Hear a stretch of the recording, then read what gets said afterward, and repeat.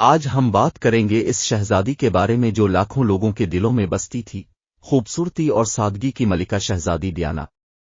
29 اگست 1997 کو دنیا اس وقت دنگ رہ گئی جب عوام کی شہزادی کہلانے والی ویلز کی شہزادی ڈیانا کا المناک اور غیر متوقع طور پر انتقال ہو گیا۔ ان تمام سالوں کے بعد بھی ان کی زندگی کے آخری 24 گھنٹوں کا تجزیہ کیا جا رہا ہے اور اس آخری دن کے بارے میں نئی معلومات مسلسل سامنے آ رہی ہے۔ ویلز کی شہزادی کی عمر صرف 36 سال تھی۔ اپنی جوانی کے باوجود ڈیانا نے ایک ایسی وراثت چھوڑی جو آج تک قائم ہے۔ 20ویں صدی کے سب سے متاثر کن لوگوں میں سے ایک شہزادی ڈیانا کی شخصیت دراصل ملکہ الزبتھ پر حاوی نظر آتی تھی۔ وہ ایک ایسی عورت تھی جس کی پروفائل بادشاہ کے بالکل برعکس تھی۔ اس وجہ سے اور اس سے بھی زیادہ ان کا سفاکانہ حادثہ دنیا بھر کے لوگوں کے لیے ایک صدمہ تھا اور لوگوں نے ایک عوامی شخصیت کی موت پر اتنا ماتم کیا جتنا پہلے کبھی نہیں ہوا تھا۔ ان کی زندگی کے آخری 24 گھنٹے ایسے ہی تھے۔ سوال یہ ہے کہ ویلز کی ڈیانا نے اپنی زندگی کے آخری 24 گھنٹے کیسے گزارے؟ سرجن مونسیف ڈیمن، جنہوں نے پیرس کے اسپتال میں شہزادی کی دیکھ بھال کی جہاں شہزادی کا انتقال ہوا، نے ڈیلی میل سے بات کی ہے، لیکن انہوں نے اس بارے میں کوئی تفصیلات فراہم نہیں کی۔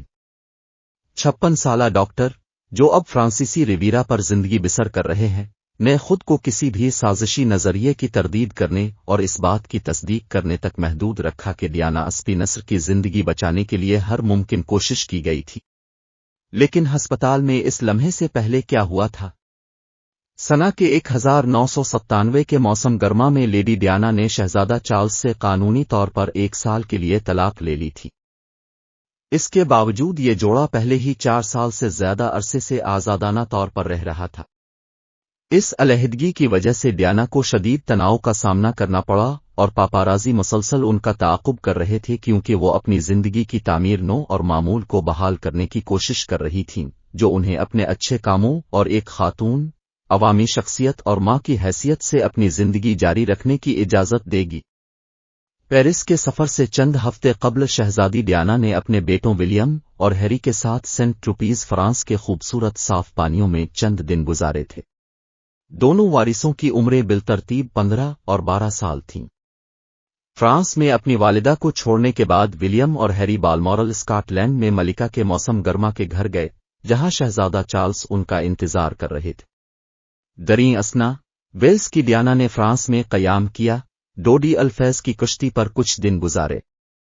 ڈوڈی الفیز ایک امیر مصری تاجر تھے جن کے ساتھ ڈیانا کے تعلقات تھے، حالانکہ انہوں نے اسے خفیہ رکھنے کی کوشش کی تھی۔ ڈوڈی عرب پتی محمد الفیز کے بیٹے تھے۔ ڈیانا اور ڈوڈی الفیز کے تعلقات کے بارے میں سب کچھ لکھا جا چکا ہے۔ محبت میں سر جوڑنے سے لے کر ایک سادہ سا معاملہ جو ان دونوں کو ایک اور پچھلی محبت کو بھولنے کی اجازت دیتا ہے۔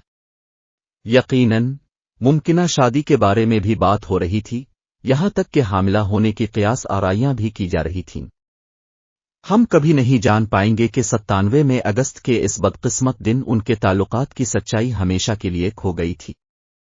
حادثے سے ایک روز قبل 30 اگست 97 کو ویلز کی ڈیانا اور ڈوڈی الفیز نے فرانس کے جنوبی ساحل پر کشتی کھڑی کی تھی اور ایک طیارے سے پیرس روانہ ہوئے تھے۔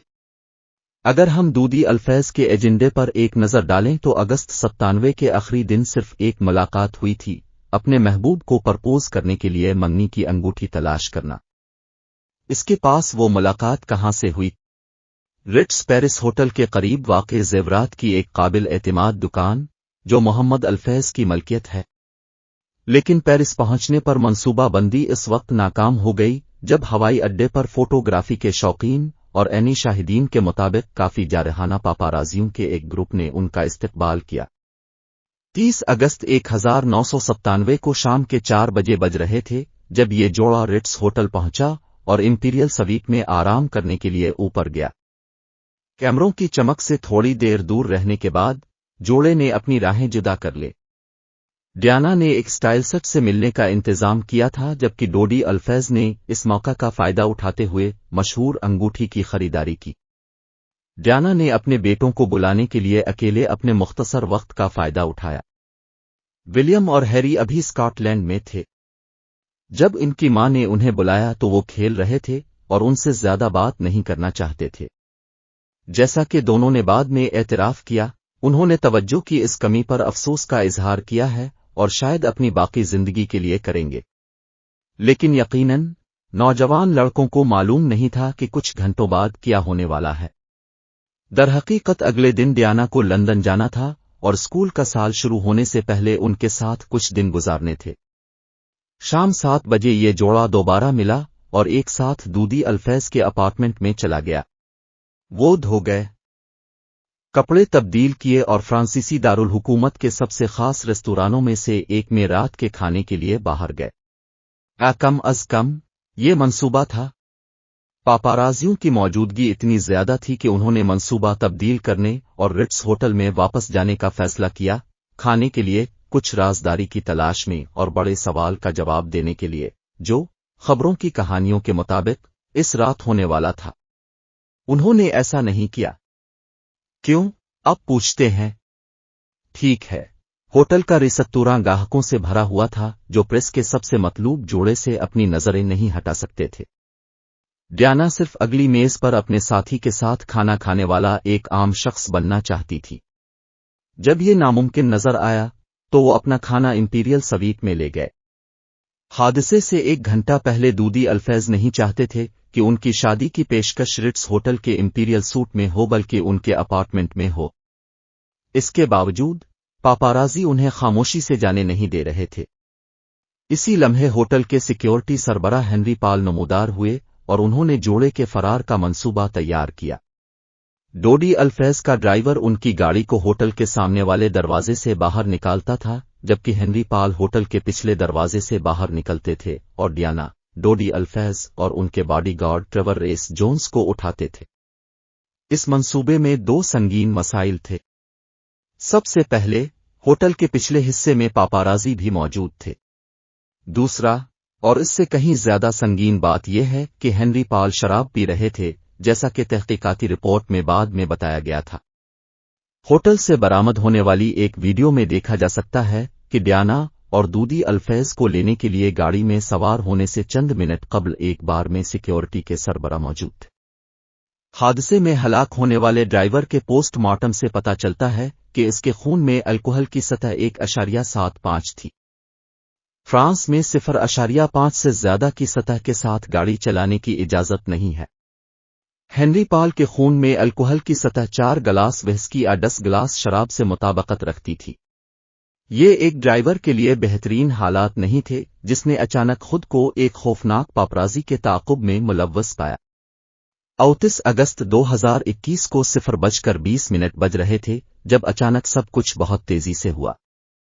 پھر انہی شاہدین نے زخمیوں کی مدد کرنے کے بجائے تصاویر لینے کا فیصلہ کیا۔